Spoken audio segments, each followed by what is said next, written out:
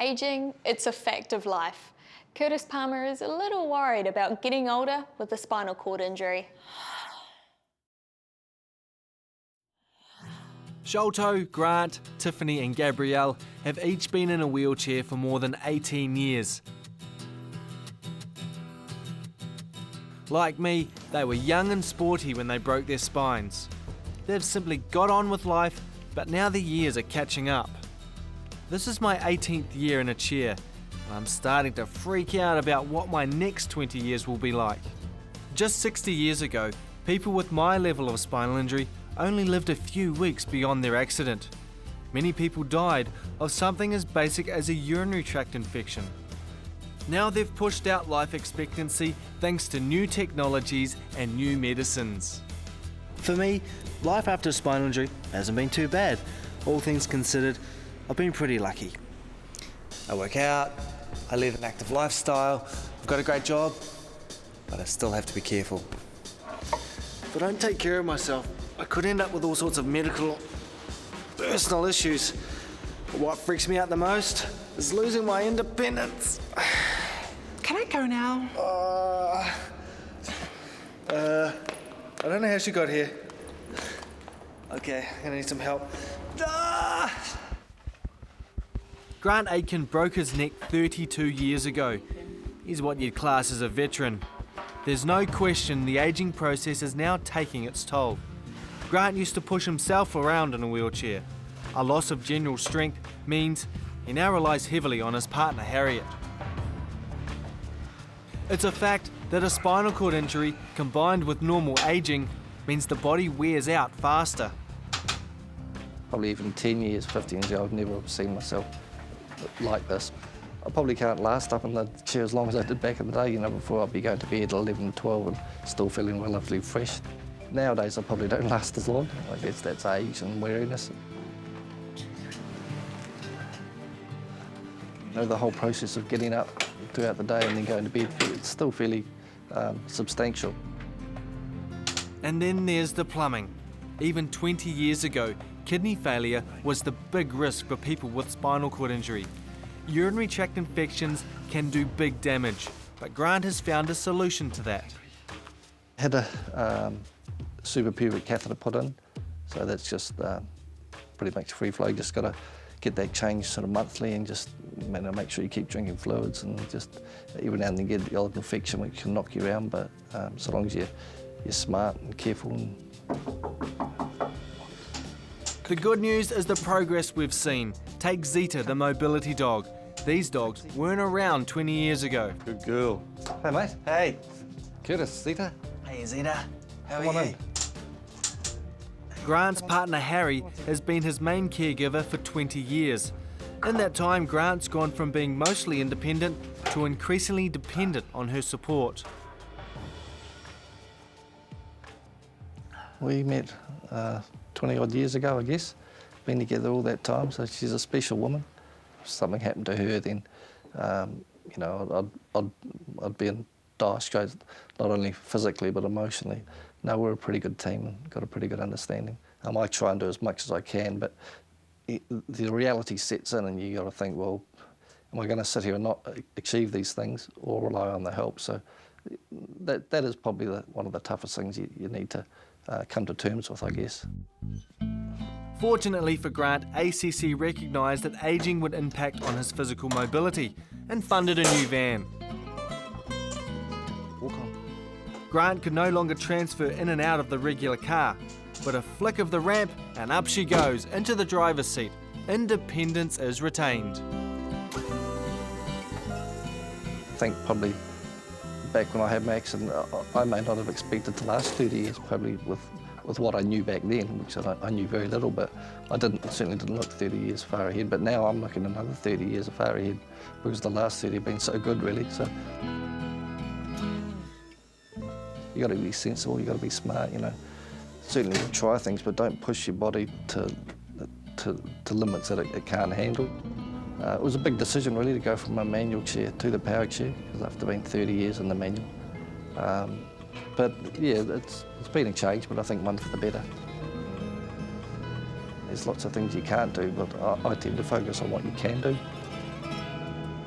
don't hold back really. Everyone's skin gets thinner as they age. For a person with a spinal injury, this is critical, particularly as the surfaces of every part of your body is constantly rubbing as you transfer from zone to zone, bed to shower, shower to chair, or even chair to car. If I get a scratch, let's say, on my butt, and I choose to ignore it, well, the chances are it could turn into a pressure sore. That means weeks of painful bed rest. That's the most demoralising experience in the world, and it recently happened to my mate Sholto. Sholto's been in a wheelchair 18 years, same as me. We've both played wheelchair rugby at a high level, endured intense training sessions, and generally thought we were invincible. 6 weeks ago, I was transferring into the shower chair, and it all went a little bit wrong, and I come down pretty heavy, and it was only a really small cut right on my backside bone, my ischial tuberosity, and it was a really minor cut. You know, the doctor had a look at it and said, well, as long as you keep it clean, you sort of go about your business. Healing happens slower in a chair. The skin gets thinner and fat layers are lost.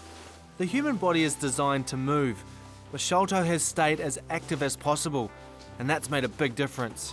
However, as the years go by, pressure sores become more of a risk.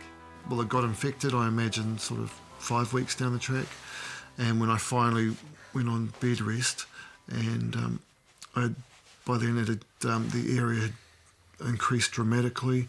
I had staph infection in there, so when I did go on bed rest, it was looking really bad, and I was like, oh no, you idiot, what have you done? I've seen pressure areas and bed areas and trauma areas, and know that they're taking at least months to heal. If I'd taken probably 2, maybe 3 days out of my training regime, I probably could have healed it up. But at that stage, my training was really high priority to me. I was really feeling really good about it. I had goals, and was focusing on the bigger picture. And sort of 2 days out of training just seemed like just too big an obstacle. You really need to be vigilant. And when you get those little things like that, you really need to take care of them straight away. I've been in bed for 2 weeks now.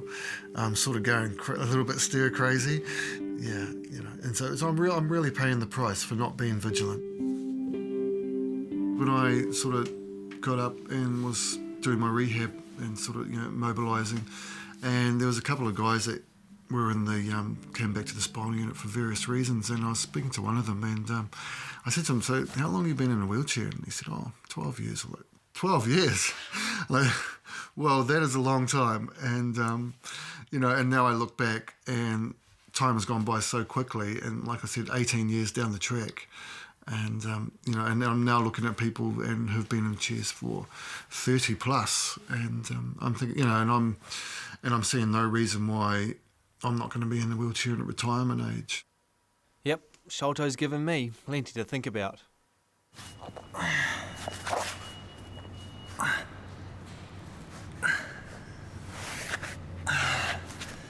Oh man, Pilates, yoga, massage, it all sounds a bit airy-fairy to me, but at this stage, I'm willing to do anything it takes to make sure I stay healthy.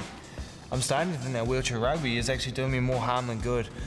Maybe I need to try something a little less stressful.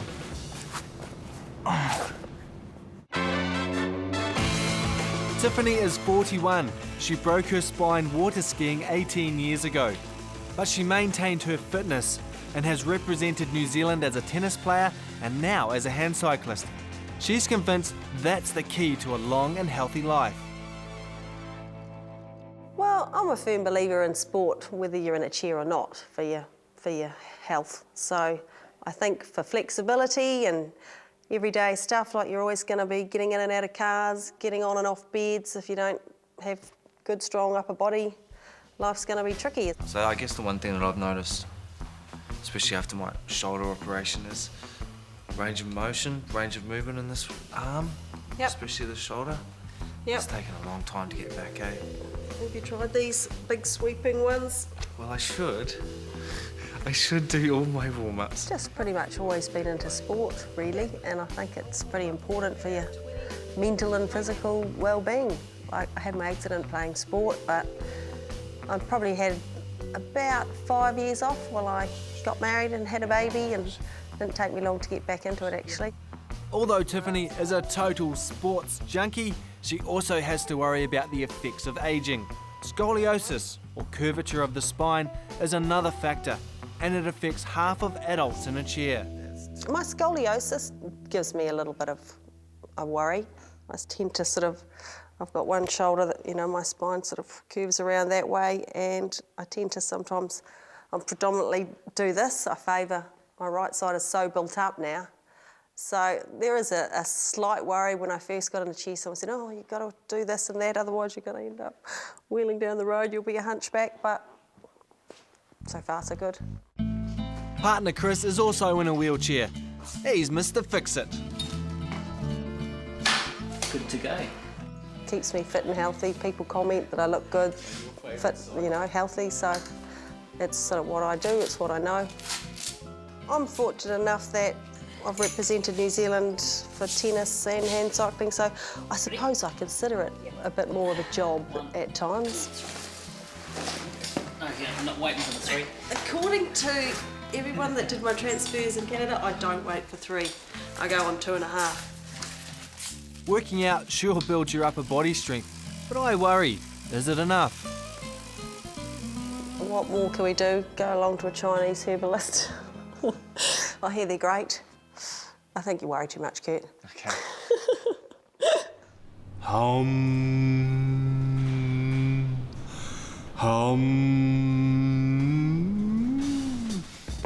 Some say that by keeping a positive frame of mind, your life will generally be, well, positive. I know, very deep, isn't it? But can the power of the mind really affect how your life will turn out? Gabrielle has well and truly defied the odds. She's had 39 years in a wheelchair post-accident. Remember, 30 years ago, the expert view was people could expect to live just 15 years post-injury. She's had virtually no health issues and reckons teaching has given her a full life. And so right from the very start, when I had my accident, I knew that I just had to make the most out of every opportunity. Shannon, we've got 3 orange dinosaurs. Is this Mrs. Bateman's classroom? Hey, Gabrielle. How are you, Curtis? Very good. Good. Wow, Nice to see you. This is room 12. This is room 12. Hello, everyone. Good afternoon, Curtis, and God bless you.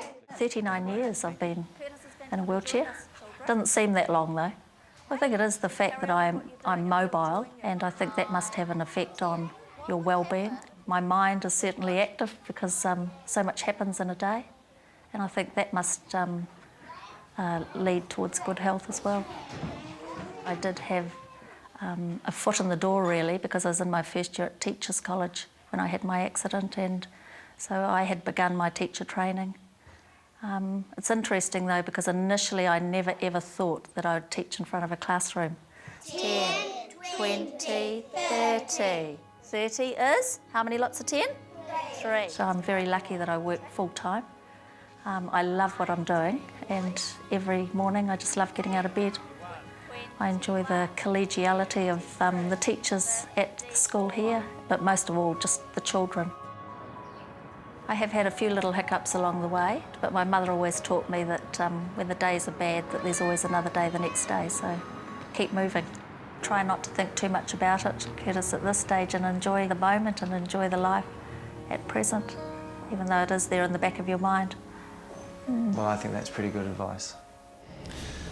I won't lie to you, I'm still a little nervous about my future, but at least now I know what to expect.